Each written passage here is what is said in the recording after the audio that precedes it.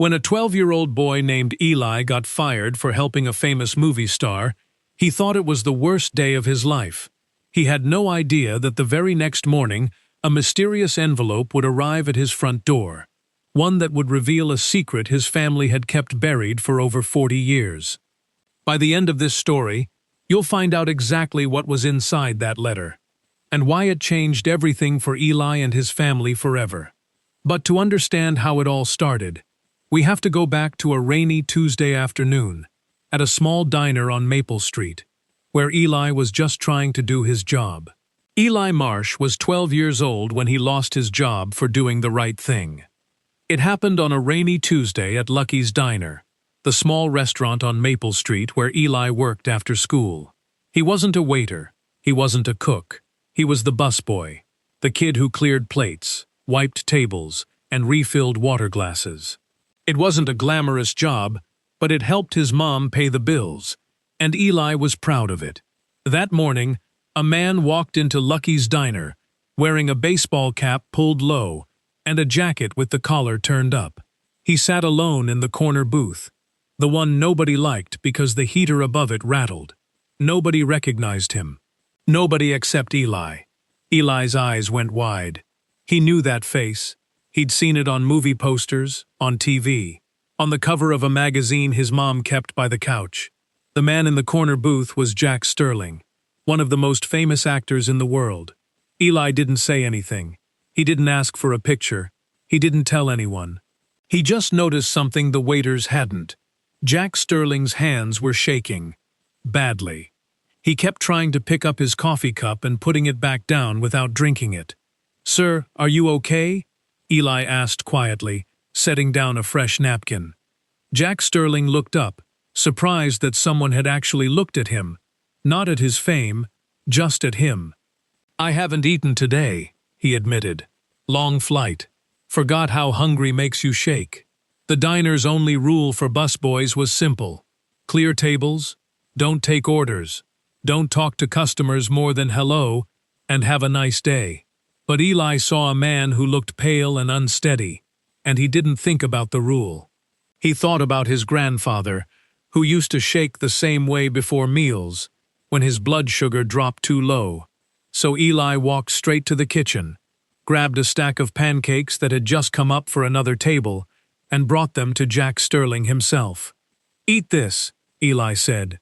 "You'll feel better in a few minutes. Trust me." Jack Sterling was too tired and too hungry to argue. He ate, and slowly, the shaking stopped. He looked up at Eli with something like wonder. "Thank you, kid. I mean it. You didn't even know who I was, did you?" "I did," Eli said honestly, "but that's not why I brought you food." That should have been the end of a nice little moment. A kind thing, quietly done. But the diner's manager, Mr. Halligan, saw the whole thing from the register. He saw a busboy give away a paying customer's pancakes for free, without asking, without permission, breaking 3 rules in under 2 minutes. "Eli," Mr. Halligan said when Jack Sterling had paid quietly and slipped out the back to avoid being noticed. "Go get your jacket." "What? Why?" "You gave away food without permission. You talked to a customer like you were his friend. You broke the rules. Eli, I have to let you go." Eli felt his stomach drop to the floor. "But he needed help," Eli said, his voice cracking. "I couldn't just stand there." "I understand," Mr. Halligan said, and he did look sorry. "But rules are rules. I'm sorry, son."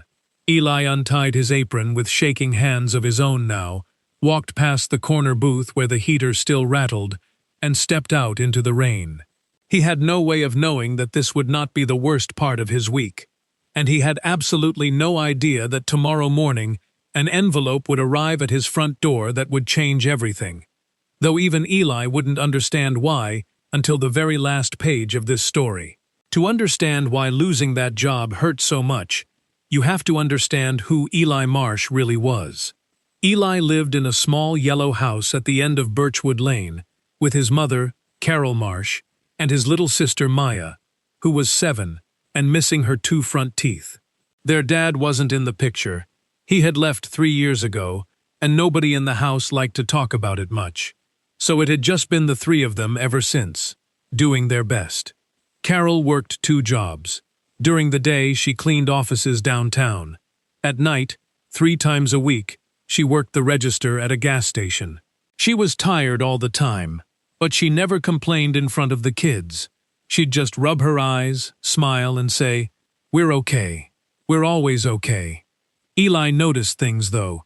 He noticed when the lights in the kitchen flickered because a bill hadn't been paid yet.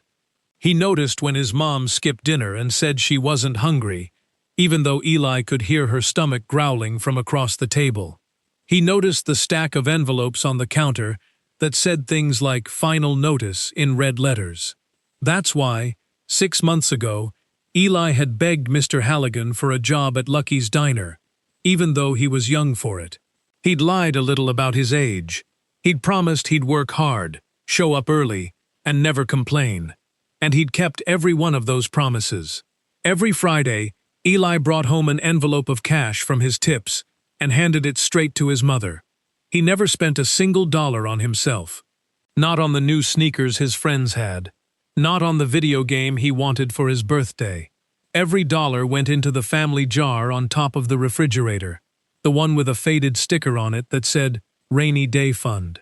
Maya didn't fully understand why her big brother worked so much.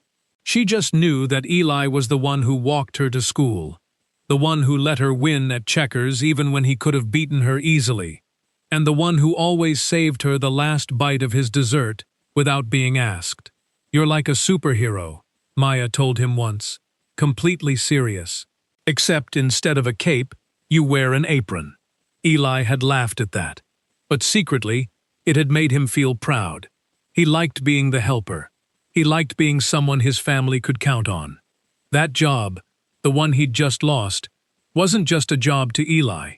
It was $12 an hour standing between his family and trouble. It was new shoes for Maya before winter. It was the electric bill getting paid on time. It was his mother getting to rest, just a little, instead of working herself sick. Now, walking home in the rain with his apron stuffed in his backpack, Eli wasn't thinking about Jack Sterling, or fame, or pancakes. He was thinking about how he was going to tell his mother that the job was gone, and that it was his fault. He didn't regret helping the shaking man in the corner booth. Not for 1 second.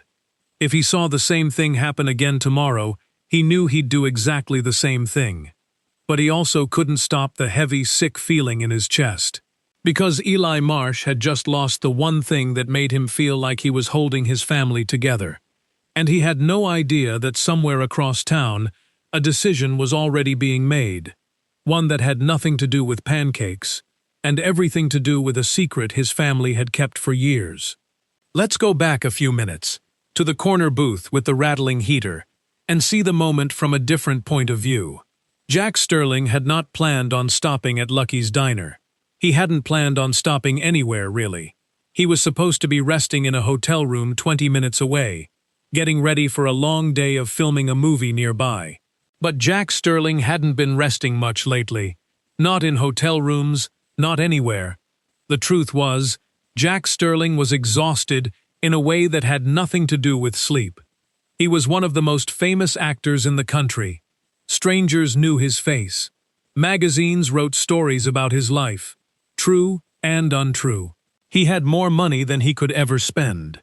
And yet lately he felt strange, lightheaded, foggy, and weak. And he hadn't told anyone, not even his own assistant, because he was scared of what it might mean. So that morning, instead of going to set, Jack Sterling had told his driver he needed 5 minutes alone. He pulled his cap low, turned up his collar, and walked into the first ordinary-looking diner he could find. He just wanted to disappear for a moment, to not be Jack Sterling, movie star, just to sit somewhere quiet. He hadn't eaten anything since the night before. He told himself he wasn't hungry. He was wrong.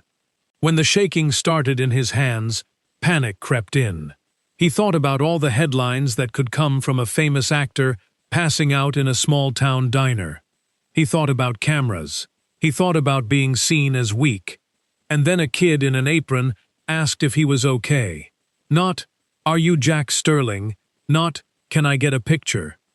Just, "Are you okay?" It had caught him completely off guard. Jack had been famous for 15 years. People rarely looked at him and saw a tired, hungry person who needed help. They saw a name, a face from a screen. But this kid, barely tall enough to see over the counter, had looked right past all of that.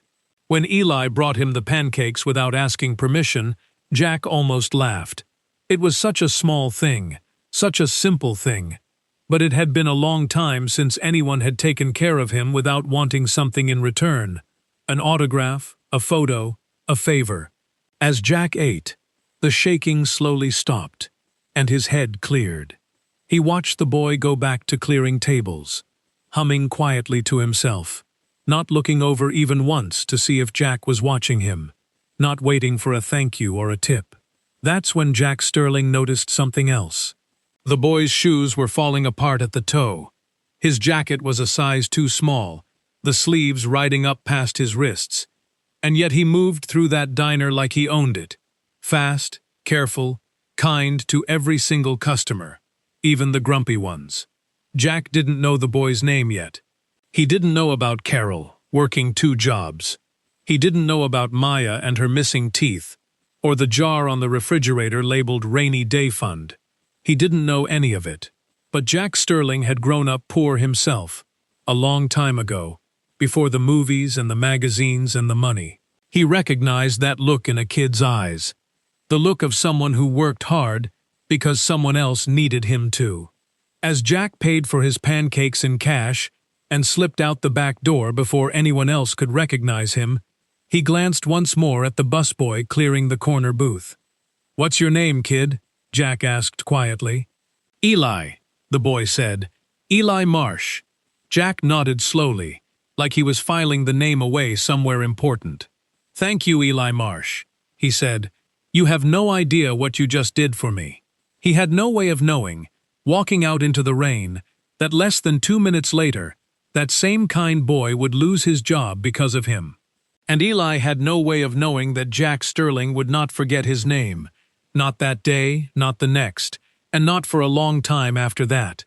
Mr. Halligan had owned Lucky's Diner for almost 20 years, and in all that time, he had never once raised his voice at a young worker. He didn't raise it now either. That almost made it worse. "Eli," he said, walking over slowly, wiping his hands on his apron. "Can I talk to you for a second?" Eli already knew. He could tell by the look on Mr. Halligan's face. The same look his teacher got right before handing back a bad test. "I saw what happened with that man in the corner booth," Mr. Halligan said. "The pancakes." "He needed help," Eli said quickly. His hands were shaking. He hadn't eaten all day. I know," Mr. Halligan said, holding up a hand. "I know you meant well, Eli. I really do." "Then why does it matter?" Eli's voice cracked, just a little. Mr. Halligan sighed and rubbed his forehead. "Because rules exist for a reason, even when they don't feel fair. You gave away paid food without asking me first. You spoke to a customer like a friend, instead of like a worker. If I let that go, because it turned out fine this time, what happens next time, when it doesn't turn out fine? What happens when another worker decides they can just make their own rules too?" Eli didn't have an answer. He just stood there, holding a dish towel, feeling his whole chest go tight. "I have to let you go, Eli," Mr. Halligan said quietly. "I'm sorry. I really am. You're a good kid, one of the best workers I've had in years. But I can't have an employee who breaks the rules, even for a good reason. It sets a bad example. Please," Eli said, and he hated how small his voice sounded. "My mom needs this. I need this. Can't I just get a warning instead?" "I wish I could," Mr. Halligan said, and for a second, his eyes looked tired too. "But I already gave you a warning last month, remember?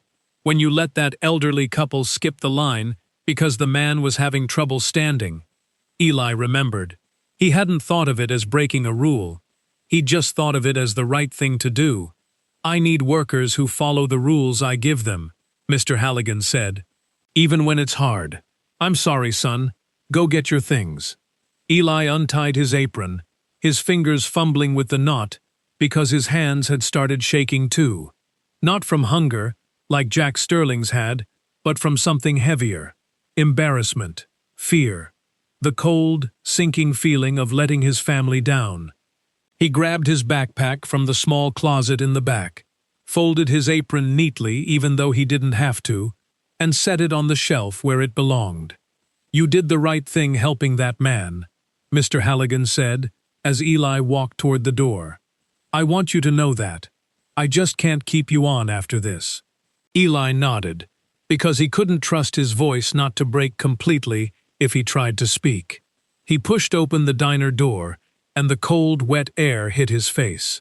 Behind him, the bell above the door jingled cheerfully, completely unaware that it had just wrung Eli Marsh out of the only job that had been keeping his family steady. The rain had turned colder since Eli first walked into the diner that afternoon. It soaked through his thin jacket within minutes, but Eli barely noticed. He had bigger things weighing on him than wet socks. He walked the long way home, even though it added 10 extra minutes, because he wasn't ready yet to face his mother. He needed time to figure out how to say the words out loud. "I lost my job." Eli passed the small park where he used to play before he started working so much. The swings were empty, swaying slightly in the wind, creaking on rusty chains. He used to come here with Maya on Sunday afternoons, back before Sundays became just another day to pick up extra shifts. He thought about the jar on the refrigerator. Rainy Day Fund. They'd started it 2 years ago, after the heater broke in the middle of winter, and they didn't have enough saved to fix it right away. His mom had found an old pickle jar, washed off the label, and written those words on a strip of masking tape in careful handwriting. Every week, Eli had added something to that jar. Sometimes it was only a few dollars. Sometimes, on good weeks with big tips, it was 20 or 30. It wasn't a lot of money by most people's standards. But to the Marsh family, it was everything. It was the difference between asking for help and not having to. Now Eli didn't know what would go in that jar next week, or the week after that. He thought about calling his mom right then, getting it over with on the phone instead of in person. But he decided against it. She was at her cleaning job until 5, and he didn't want to distract her, didn't want her to feel worried while she still had work to finish. So instead, Eli kept walking, his sneakers squishing with every step, water dripping from his hair into his eyes. He thought about Jack Sterling, too, though he didn't even know that was who he had helped. Not really, not by full understanding of what that name meant beyond famous actor I recognized. Eli wondered if the man had made it to wherever he was going, if he was feeling better, if the pancakes had helped the way Eli hoped they would. A small, stubborn part of Eli refused to feel sorry about what he'd done. If I saw it again, I'd do the same thing, he thought, even as worry tightened around his chest like a fist. He just wished doing the right thing didn't feel so much like falling down a hole with no bottom. By the time the small yellow house on Birchwood Lane came into view through the rain, Eli had stopped crying, but only because he had run out of tears to cry, not because he felt any better. He climbed the porch steps slowly, each one feeling heavier than the last, and reached for the door, having absolutely no idea that his entire world was about to be turned upside down. Not once, but twice, in less than 24 hours. The house was empty when Eli stepped inside, dripping rainwater onto the welcome mat. His mom wasn't home from work yet, and Maya was still at her after-school program down the street, where she stayed until 5:30 most days. For once, Eli was grateful for the quiet. He peeled off his soaked jacket and hung it on the hook by the door, the one that always squeaked, no matter how many times his mom tried to fix it with oil. He stood there for a long moment, just listening to the rain tap against the windows, trying to slow down the racing thoughts in his head. He walked into the kitchen and looked at the jar on top of the refrigerator. Rainy Day Fund, written in his mother's careful handwriting on a strip of masking tape gone slightly yellow with time. He could see, even from a few feet away, that it was less than half full. They'd used some of it last month, when Maya needed new glasses. Eli pulled a chair over, climbed up, and took the jar down. He held it in both hands, feeling the weight of the coins and folded bills inside. It felt lighter than he remembered. He thought about hiding the truth, telling his mom that the diner had simply cut his hours, or that he'd quit on his own for a better opportunity that didn't exist. But Eli had never been a good liar, and more than that, he didn't want to be one. His mom had taught him that telling the truth, even when it was hard, was always the better choice. So he sat down at the kitchen table, jar still in his hands, and waited. The minutes stretched on slowly. He watched the rain trace patterns down the window glass. He thought about Jack Sterling's shaking hands, and how strange it was that someone so famous, so rich, so seemingly perfect from the outside, could need help just like anyone else. He thought about Mr. Halligan's tired eyes, and how even he hadn't wanted to do what he did. He thought about his dad, gone 3 years now, and how Eli had quietly promised himself, the night his father left, that he would never let his mom feel like she was carrying everything alone. He'd been 9 years old when he made that promise. He'd been keeping it every day since. And now, sitting at the table with an empty jar in his lap and rain streaming down the windows, Eli felt like he'd broken that promise in a single afternoon. He had no idea that tomorrow that very same promise would be answered in a way he never could have imagined. Carol Marsh came home a little after 5, tired and soaked from the walk between the bus stop and the house. She found Eli sitting at the kitchen table, still in his damp clothes, the rainy day jar sitting in front of him. She knew something was wrong before he said a single word. Mothers usually do. "Eli, what happened?" He told her everything. The man in the corner booth, the shaking hands, the pancakes, Mr. Halligan's tired, sorry face, and the long walk home in the rain. His voice wobbled in places, but he got through the whole story without crying, which he was secretly proud of. Carol listened quietly, her hands folded in her lap. When Eli finished, she didn't yell. She didn't even look angry.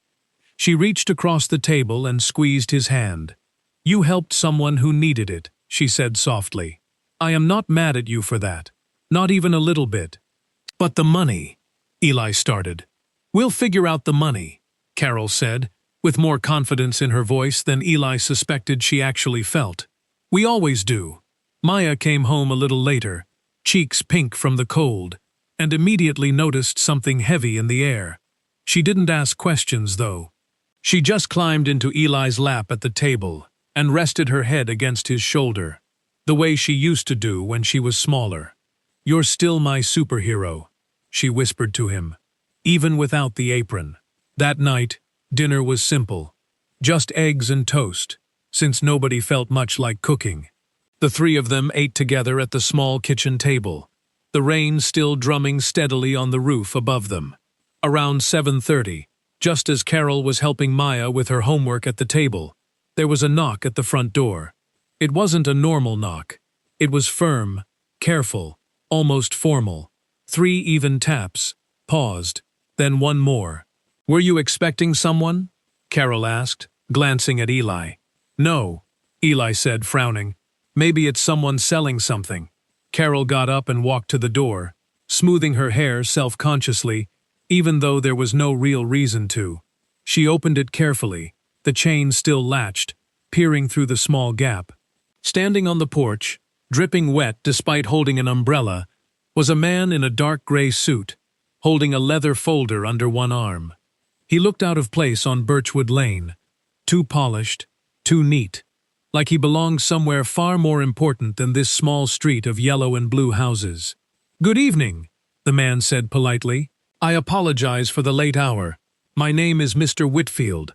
I'm looking for a young man named Eli Marsh. I was told this is his address." Carol's heart skipped, unsure whether to feel afraid or curious. "He's my son. May I ask what this is about?" Mr. Whitfield smiled gently, the kind of smile that revealed nothing and everything at once. "I have something for him," he said, holding up the leather folder slightly. "Something rather important. I was asked to deliver it personally, tonight, without delay." Behind Carol, Eli had come to stand in the hallway, Maya peeking curiously from around his legs. "Who asked you to deliver it?" Eli asked, his voice unsteady. Mr. Whitfield's eyes flicked to Eli, studying him for a moment, as though confirming something to himself. "That," he said quietly, "is something you'll understand tomorrow morning. For tonight, I simply need you to sign for this envelope." He held it out.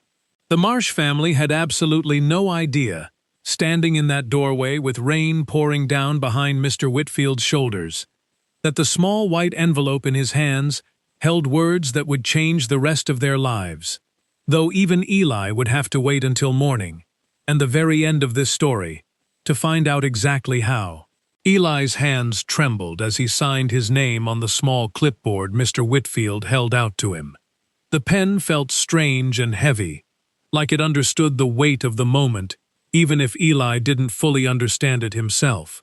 "That's everything," Mr. Whitfield said, tucking the clipboard back under his arm. "I was asked to tell you one more thing." "What's that?" Carol asked, standing close behind Eli now, one hand resting protectively on his shoulder. "You're asked not to open it tonight," Mr. Whitfield said. "Wait until morning. First thing, when the house is quiet." That was the specific request. Eli frowned. "Why does it matter when I open it?"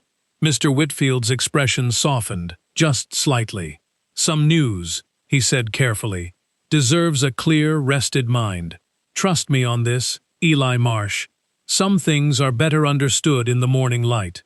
And without explaining anything further, Mr. Whitfield gave a small nod, opened his umbrella back up, and walked off the porch into the rain, disappearing toward a black car parked at the curb. The Marsh family stood in their doorway for a long moment, staring at the plain white envelope now resting in Eli's hands. It wasn't fancy. It didn't have any markings on the outside. No company name, no return address, nothing except Eli's name, written neatly in dark blue ink. Eli Marsh. "Should we open it now?" Maya asked, practically bouncing on her toes with curiosity. "What if it's something exciting? What if it's a contest? What if you won something?" "He said to wait until morning," Carol reminded her gently, though Eli could tell, by the way she kept glancing sideways at the envelope, that she was just as curious as Maya was. Eli carried the envelope inside and set it carefully on the kitchen table, right where the rainy day jar had been sitting earlier that afternoon. He stared at it through dinner cleanup, through Maya's bath time, through brushing his teeth and getting ready for bed. He thought about opening it early, just a peek, just to ease the curiosity gnawing at his stomach. But something about Mr. Whitfield's voice, careful, almost kind in a serious sort of way, made Eli decide to wait, just like he'd been asked. That night, lying in bed listening to the rain finally start to soften outside his window, Eli's mind raced through every possibility he could imagine. Maybe it was bad news about a family member he didn't know much about. Maybe it was a mistake, meant for somebody else entirely. Maybe, and this thought made his stomach flip with something between hope and fear. Maybe it had something to do with Jack Sterling, and the pancakes, and the job he'd lost just hours earlier that same day. But Eli had no real way of guessing. All he knew, as he finally drifted off into an uneasy sleep, was that somewhere on the kitchen table downstairs sat an envelope holding the answer to a question Eli didn't even know he'd been asking his whole life. Tomorrow morning, everything would finally make sense. Eli woke up before his alarm, the way you sometimes do when your body already knows something important is about to happen. The rain had stopped overnight. Pale morning light slipped through his curtains, soft and gray, the kind of light Mr. Whitfield had talked about, the kind meant for understanding hard things clearly. Eli sat up, pulled on a sweatshirt, and walked quietly down the stairs, careful not to wake his mom or Maya. The house was silent, except for the old clock ticking in the hallway and the faint creak of the third stair-step, the one that had always given away late-night snack trips. The envelope was exactly where he'd left it, sitting alone on the kitchen table in the soft morning light. Eli sat down across from it for a long moment before touching it, almost like the envelope itself might answer some of his questions just by staring at it hard enough. It didn't, of course. Envelopes don't work that way. Finally, with hands that felt steadier than he expected, Eli picked it up and carefully tore along the top edge. Inside was a single folded letter, along with something else, a smaller card, tucked behind the main pages, which Eli set aside without looking at closely yet. He unfolded the letter slowly. The handwriting wasn't typed, it was written by hand, in dark blue ink that matched the writing on the envelope, careful and deliberate, like someone who had thought hard about every single word before putting it down on paper. Eli began to read. "Dear Eli, you don't know me well, not yet anyway, but you helped me more than you could possibly understand yesterday, at a diner on Maple Street, during one of the hardest mornings I've had in a long time. I have spent the last several hours learning everything I could about you and your family. I learned about your mother, who works 2 jobs without complaint. I learned about your sister Maya and her missing teeth, and how she calls you her superhero. I learned that you lost your job yesterday because you chose kindness over rules, and I want you to know, more than anything else in this letter, that you did the right thing. But there is something else I learned, Eli, something I did not expect to discover, something that changed why I'm writing this letter at all." Eli's heart was pounding now, his eyes racing ahead down the page, but he forced himself to slow down, to read every word carefully, just like Mr. Whitfield had said. The next paragraph was the one that would change everything, and Eli, sitting alone at the kitchen table in the quiet morning light, had absolutely no idea what he was about to read. Eli kept reading, his heart pounding louder with every line. "When I asked my assistant to look into your family last night, it wasn't just out of gratitude, Eli. It was because something you said stuck with me. Your last name, Marsh. It's not a common name, and it pulled at a memory I'd buried for a long time. 40 years ago, before I was ever famous, before any of the movies or magazines, I had a younger brother. His name was Daniel Marsh. We were separated as kids when our family fell apart, and I never saw him again. I spent years trying to find him, and eventually, I gave up, believing he was lost to me forever. Last night, my assistant found records showing that Daniel Marsh married a woman named Carol nearly 15 years ago. They had 2 children together, a son named Eli and a daughter named Maya. Eli, I don't know all the details about what happened in your family, or why your father isn't part of your life now. That isn't my place to ask, and I won't push you for answers you're not ready to give. But I need you to know something important. Daniel Marsh was my brother, which means, Eli, if I'm right about this, you are my nephew." Eli's hands were shaking now, not from cold, not from hunger, but from something far bigger than either of those things. He read the next part slowly, making sure he understood every single word. "I'm not writing this letter to disrupt your life, or to take credit for fixing things I had no part in building. Your mother built a strong, loving family with her own 2 hands, and that deserves to be honored, not overshadowed. But I am asking, if you're willing, for the chance to know you, to be a small part of your life going forward, in whatever way feels right to you and your mother. I've also taken the liberty of setting up a fund for your family's future, regardless of whatever you decide about me personally. You and your sister deserve opportunities, Eli, and it would be my honor to help provide them, family or not. You lost a job yesterday because you chose to be kind to a stranger. That stranger turned out to be your uncle. With more gratitude and hope than I know how to put into words, Jack Sterling Eli sat completely still for a long moment, the letter trembling slightly in his hands, tears finally spilling down his cheeks. Not sad tears this time, but something far more complicated and far more wonderful.